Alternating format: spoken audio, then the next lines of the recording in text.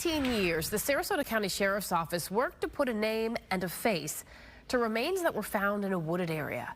Through advancements in DNA technology, they have identified them as Gina Burrows.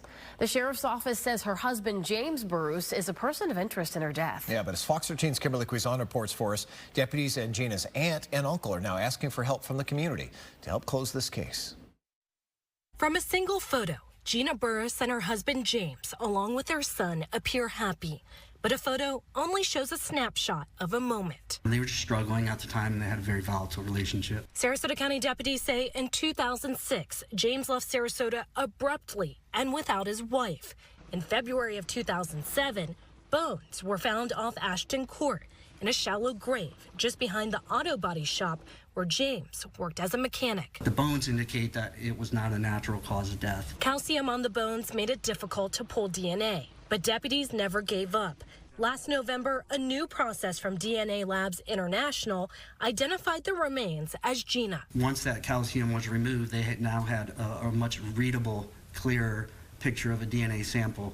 And from there, it was able to go into family tree and genetic genealogy. Lieutenant Mark Lefevre says over the years, James crafted tales of where Gina went. He had different versions, honestly, of what happened to the relationship, but when he sat with detectives, he provided no details. And he told those stories to Gina's aunt and uncle. It's something you don't want to have happen to anybody. By phone from Maryland, Claire Wiedmeyer and his wife, June Gray, remembered their niece. She was a very loving, fun, a warm person. She really had a lot to do with family. Deputies say James Burrows is a person of interest in the case, and Gina's uncle hopes the community will step up to help. Or someone has to know something. People just don't disappear. Kimberly Quizon, Fox 13 News.